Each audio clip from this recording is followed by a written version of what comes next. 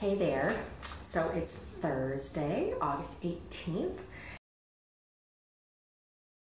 and I got my stuff taken care of this morning. I'm deciding whether I want to go to Mass or not. I mean, I always love going to Mass. I really do. I mean, it's a beautiful, beautiful experience, no matter where you're sitting. Praying with other people. Yeah. So yesterday I went and got a mani-pedi, and nothing like a good manicure and pedicure.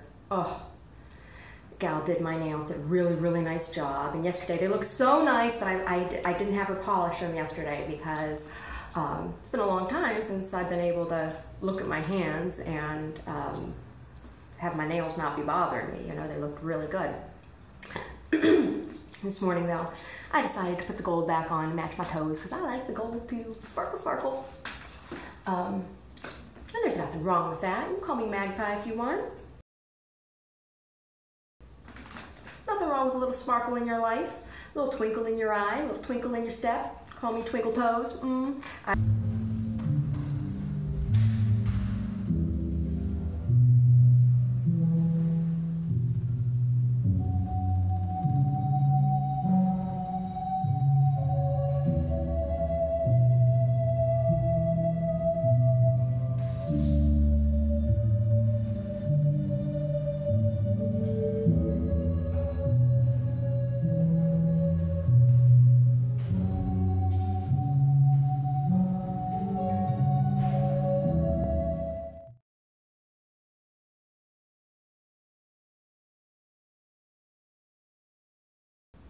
So it's always amusing to me jokes that are made by some of these pundits, these news pundits on TV, and all I have to say is, open up, here comes the airplane. Open up wide. Okay, so then I have all these tomatoes right now, and you know, I don't know, I've been writing about it, so I have been growing these tomatoes.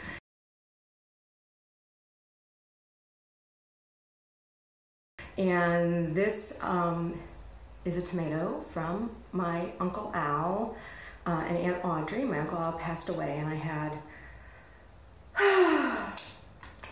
the privilege of seeing him just shortly before he did pass away. He had ALS, and he was an old man.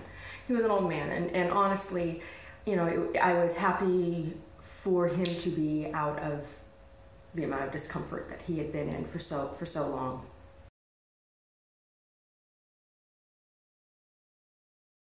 So anyway, my Aunt Audrey gave me one of their tomatoes before we left, and I saved it and brought it home, and Omar and I enjoyed eating it, and then I banked the seeds. And these were the tomatoes that my great-grandfather grew on his farm, and these have not been genetically modified. These are a true heirloom seed, and oh, they smell so good, and they taste so good, and they're so beautiful and juicy, and I'm calling them Chunky Morrow girls, because it's a nice big chunky tomato, don't you think? And Morrow was my great-grandfather's last name. How do you bank a seed? That's something to talk about here. A lot of genetically modified crops, or most genetically modified crops, one of the things that they modify out of it is the plant's ability to create a viable seed. And so you have to buy the seeds. The genetics become patented, and then somebody owns that. And if you grow it without, if you're growing something without paying for the seed, then they'll come and they'll arrest you. Now, the issue is that genetics are carried by pollinators, right? So when you plant a genetically modified seed and bees or whoever come and they pollinate or cross-pollinate the plants, it can alter the genetics, and you can get a seed that is no longer a viable seed. The plant might have a seed inside, but it will not create a plant. So I've grown these, and I still have seeds from the original tomato. And it'll be interesting to see, because you know my tomatoes have been pollinated by neighborhood bees, and other people in town have tomatoes.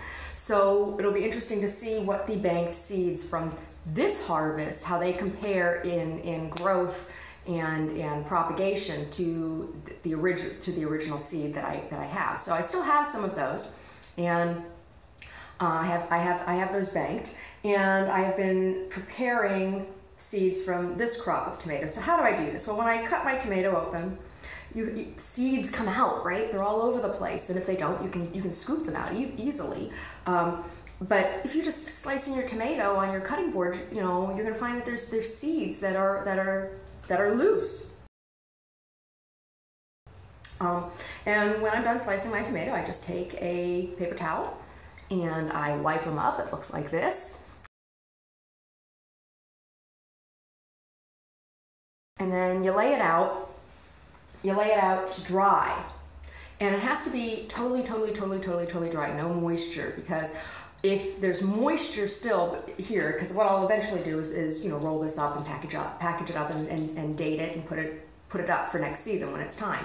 But if you don't do that, if it's still moist when you roll it up, it'll mold, and then the seeds are no longer viable. They're no longer good. So you don't want that to happen. You don't want that to happen.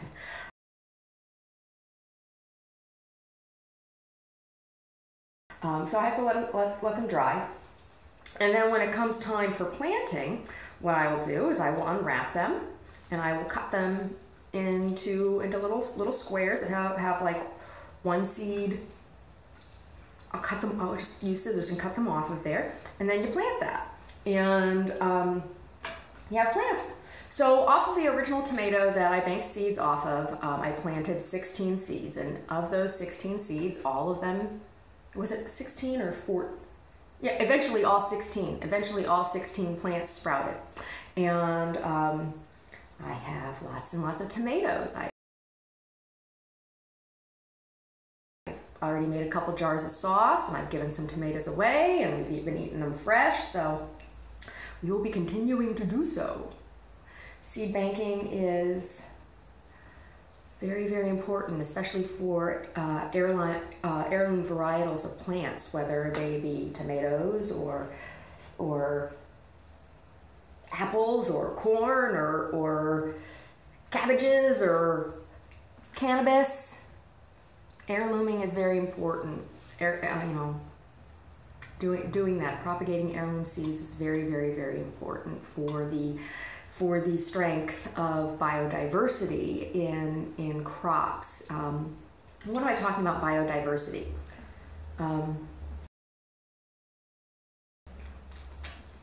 What happens when you have cross-pollination of a number of varietals over a long period of time? What happens is homogenization. And what does homogenization mean? It means that the genetic material of the plants has been evenly distributed.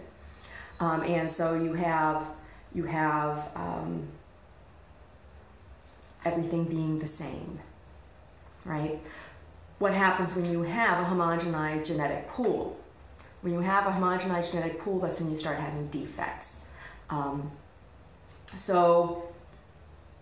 Or when you have weaknesses. And that's what happened with the potato famine in Ireland. There was an overpropagation of a single, I think isn't that how it worked? There was an overpropagation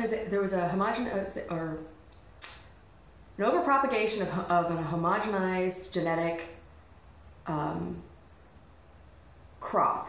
And it was the only crop that was being propagated, and because of that, there became a lack of biodiversity, and within that varietal there was a weakness, and so there was a blight there developed a blight on the plant, on the crop, and it was susceptible, and everything rotted, right? And so then there was famine because of a staple crop. So biodiversity within a genus is very important.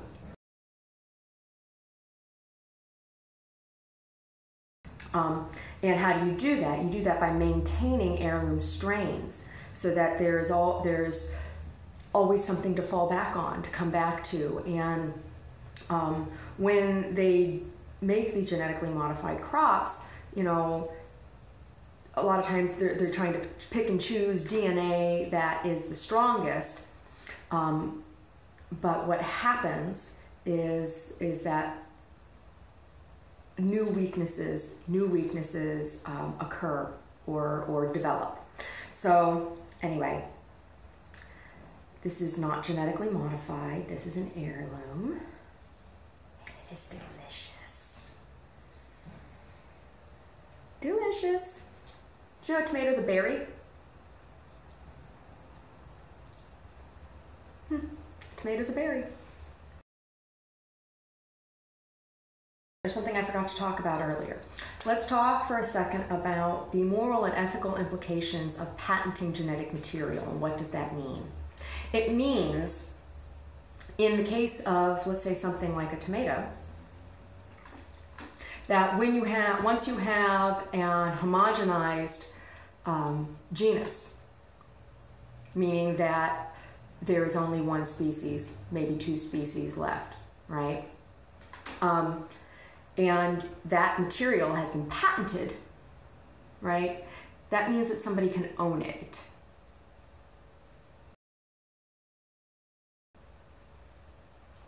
And what happens when somebody, if an entity, or if a business or a government or an individual owns all of the genetic material of a genus?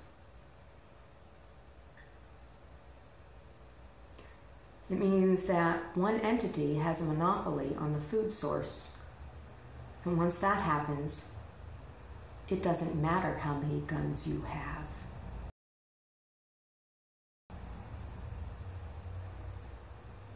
Let's talk about the implications of patenting genetic material beyond food. Let's talk about human genetics. That is a structure which allows a company and or an individual to own genetic material that is part of your body.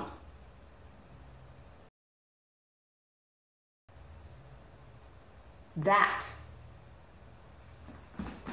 my friends, is slavery. It is mass slavery. And it won't matter what color your skin is. It won't matter what bits you got between your legs or don't got between your legs. That is what we're fighting against.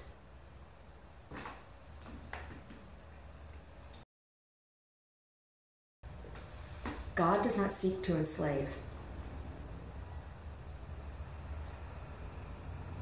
God seeks to liberate.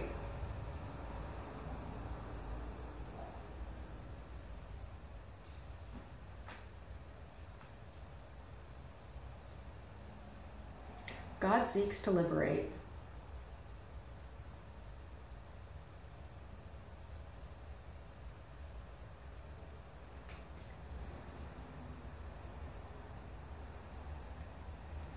You don't need to believe in God, though, to believe that the patenting of genetic material is wrong.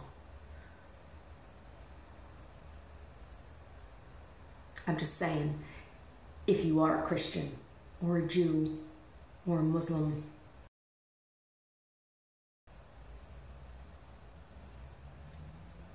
and you don't believe it's wrong, you really need to examine your faith now, don't you?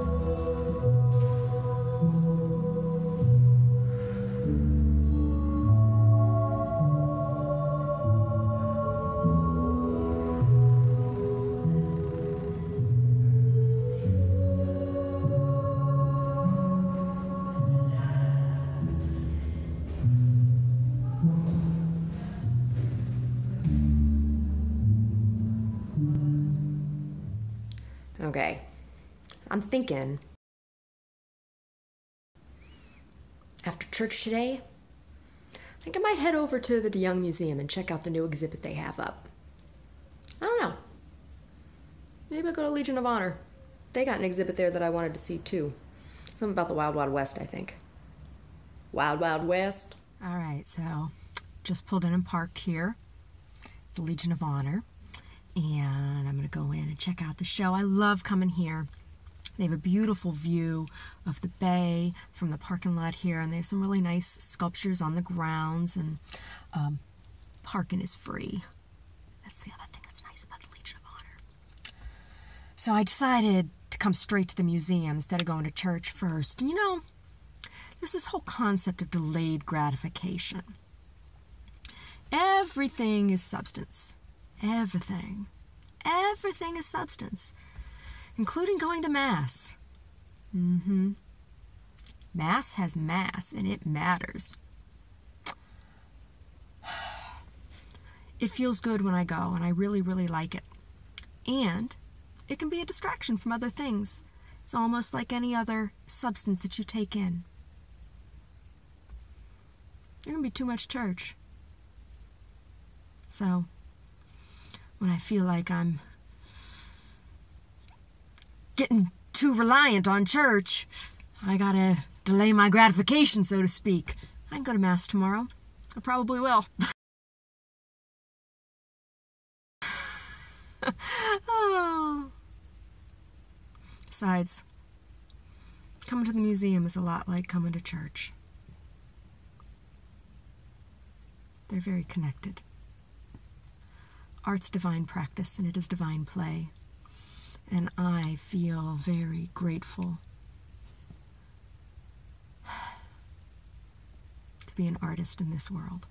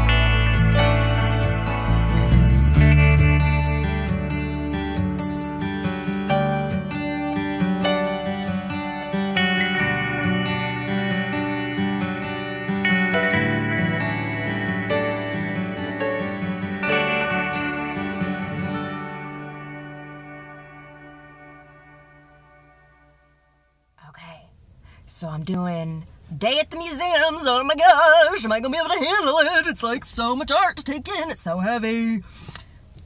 So I've done the Legion of Honor, and now I'm going into the DeYoung. Can she do it? We're gonna find out.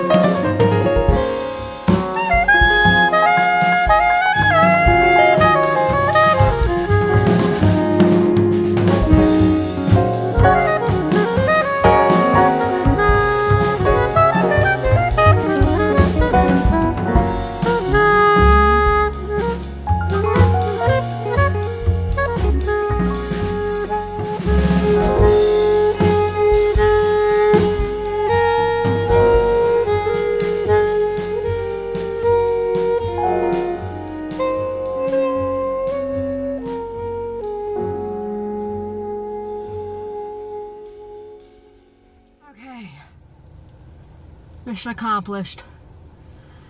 I came and I saw. Greatest thing about art, it's not limited to any one medium.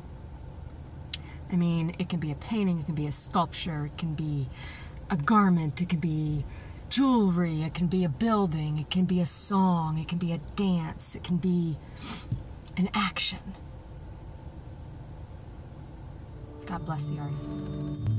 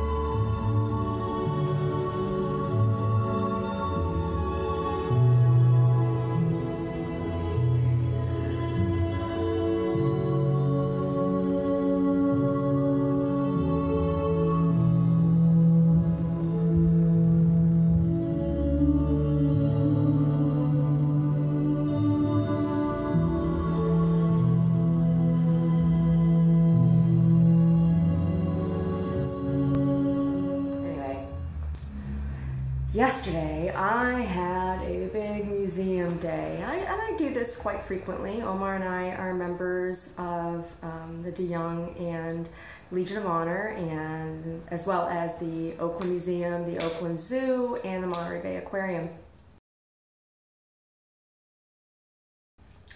And you know, these things are important.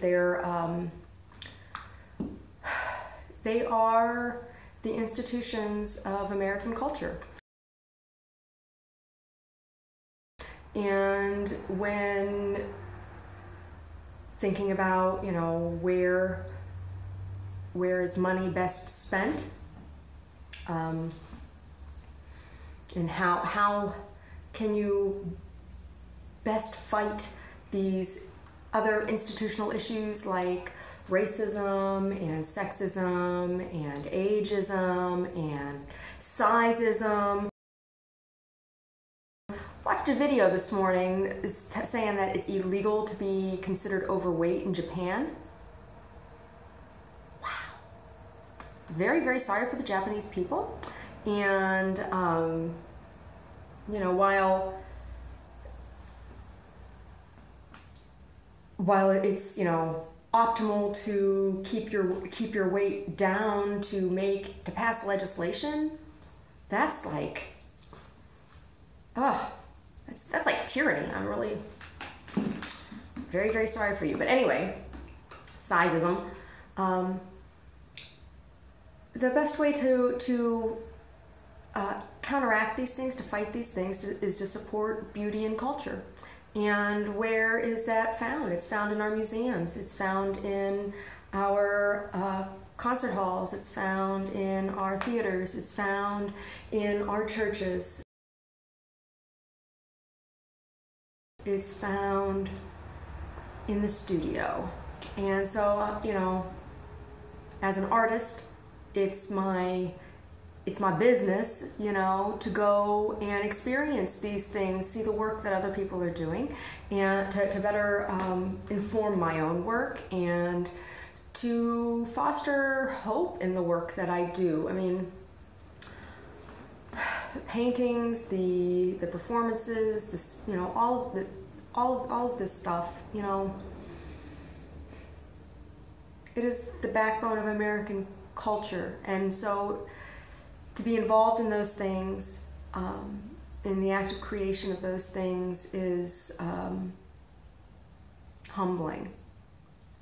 Humbling, because it is the front lines. It is the front line of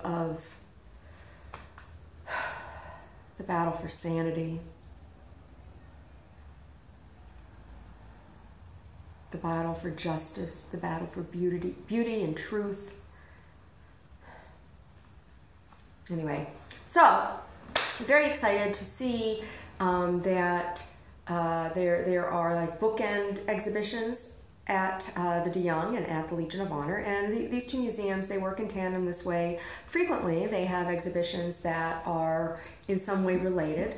And so at the Legion of Honor, there's an exhibition called The Wild West, and it's kind of an anthropological look at the history of this country through the lens of art. And they use it. They're using this geographically, so it's the westward expansion from the plains to the Pacific coastline here, and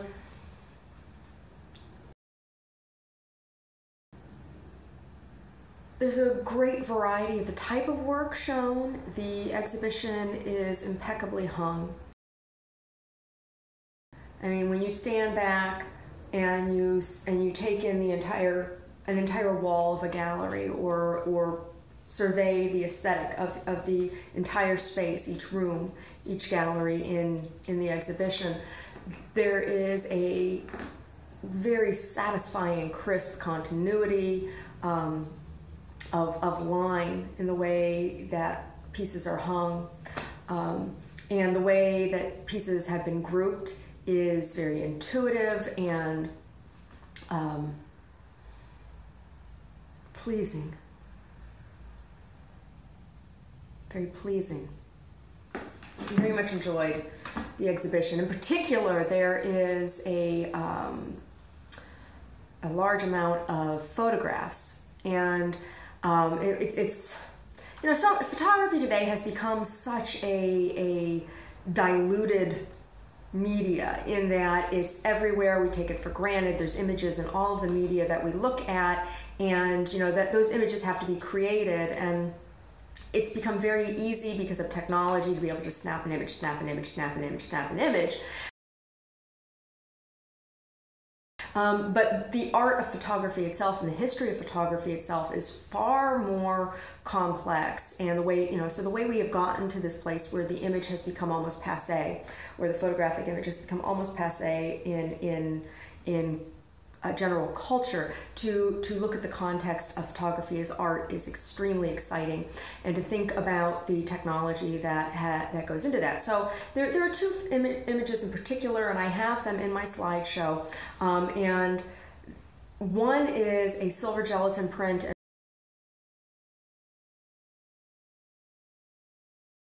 and one is a palladium gelatin print. Now, what does this mean? Now, silver gelatin, that means film. It's film, and so that's what made photography possible, was the technological development of film. And what is film? What does that mean to be silver gelatin? Well, the gelatin's gelatin, and it makes up the original films, and then there's a silver emulsion that is, and it's chemically it is light sensitive, and so when light is exposed, is directed through the lens of the camera onto the film, it causes a chemical reaction that kind of oxidizes the silver and makes a negative pattern where light and dark, where the light can shine through. And then you have to print these. It's not just a matter of going and printing them out on your inkjet printer. Traditional photography, you go into a dark room and you have light sensitive paper that is also specially treated to have chemical reaction, and the image is, you shine light through that film, that silver gelatin film. And so what is palladium gelatin? It's just using a different metal. Palladium is another metal, like silver, to do a similar process, to make a film. And so to see these two images next to each other that have been printed in these or created in these slightly different variations of film, it's really interesting to see the difference in the product, and you can see the excitement of chemistry at work in art. So that was very nice, and I thought it was very, very thoughtful, and also really just celebrating what is American culture. It's not just any one part of history. American culture ultimately is made up of people, actual people. and the artwork that are in these shows were made by actual people, actual Americans. And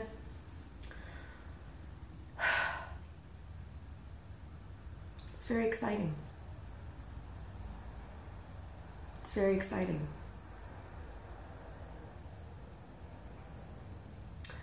The show at the Legion of Honor is a group show, and which means that there are works by many different artists. The show that is featured right now at the De Young, the Larissa exhibit. I'd totally forgotten about him.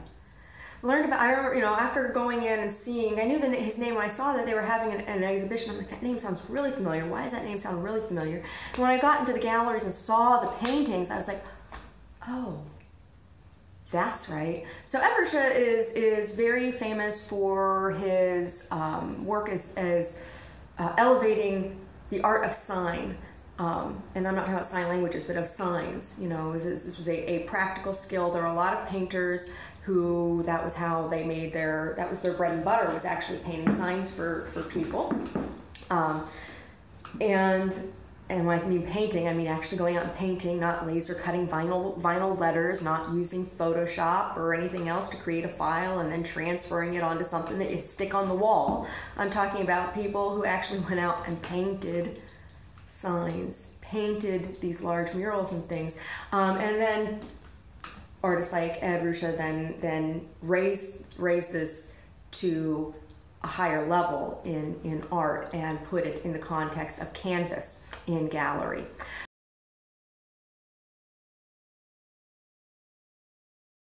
And that's always the next evolution.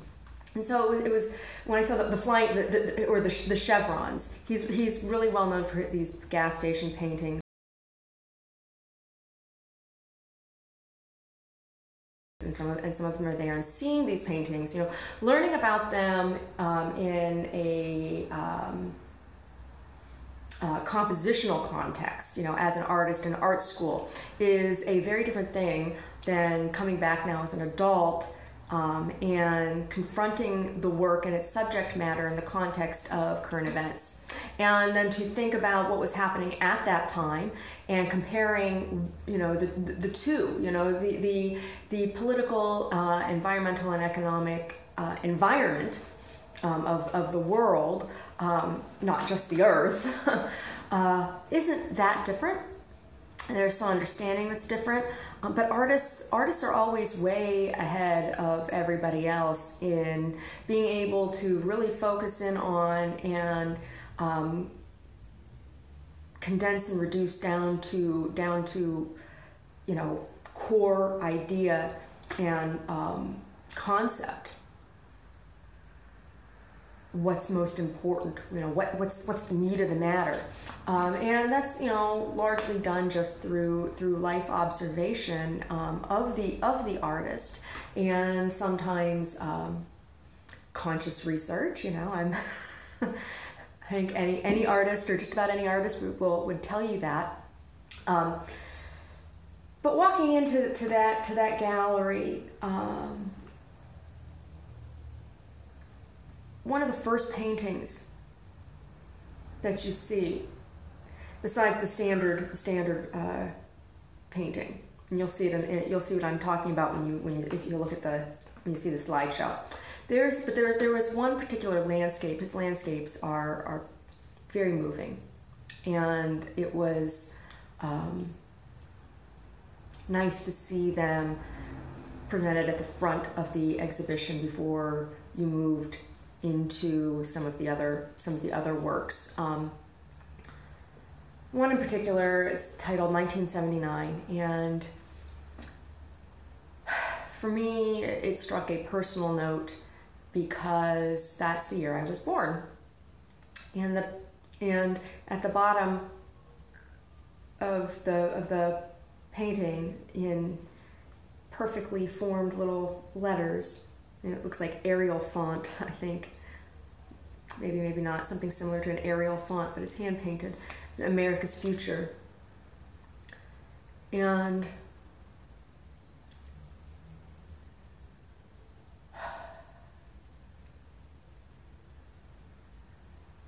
it gave me a moment for pause. It gave me a moment for pause and reflection, you know, about my own artwork. And I mean, I always have respect for artists that have gone before. But there are some moments when you're just like, oh, respect, you know, and that's very much how I felt. I'm very moved by landscape as well, and not all landscapes are equal. And I'm not talking about, I'm talking about artistic interpretation. Being a little snobby now here. It's a very moving landscape image.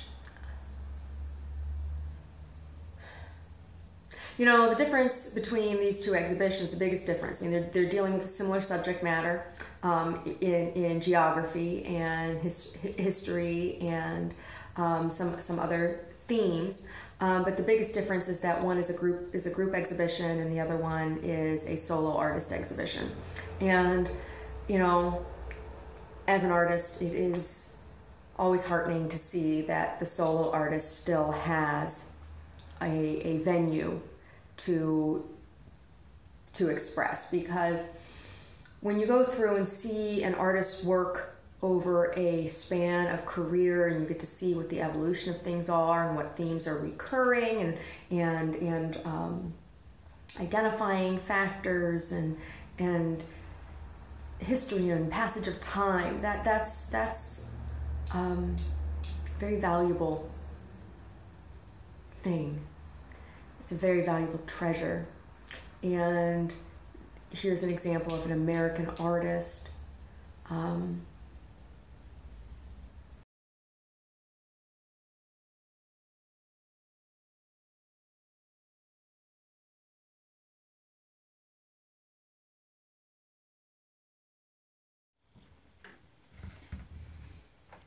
Okay then, Amazing Saints in the key of B. You read my mind!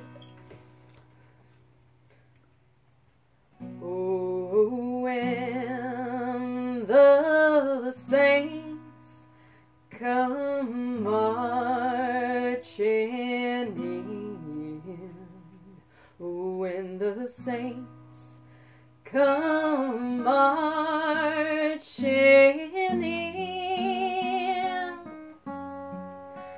how I wish to be in that number. When the saints come marching in.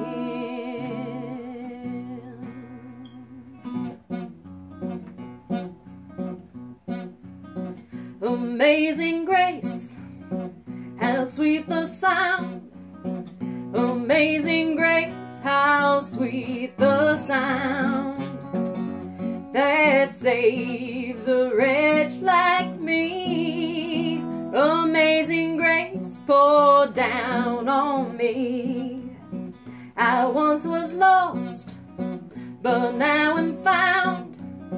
I once was lost, but now I'm found.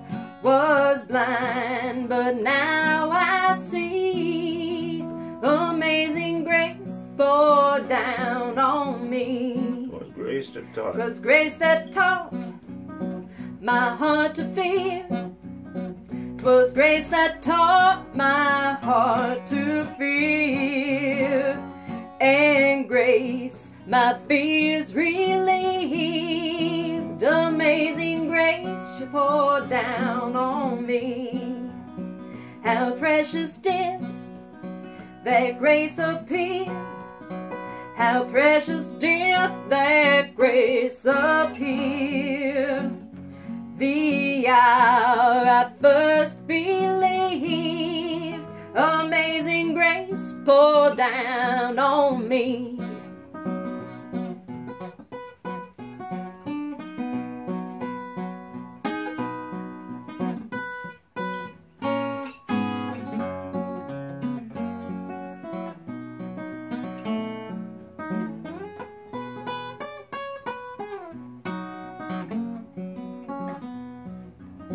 When we've been there, 10,000 years, 10,000 years. When we've been there, 10,000 years. Bright shining as the sun, amazing grace pour down on me. We've no less days, to sing God's praise, to sing God's praise. We've no less days to sing God's praise than when we first begun. Amazing grace for everyone.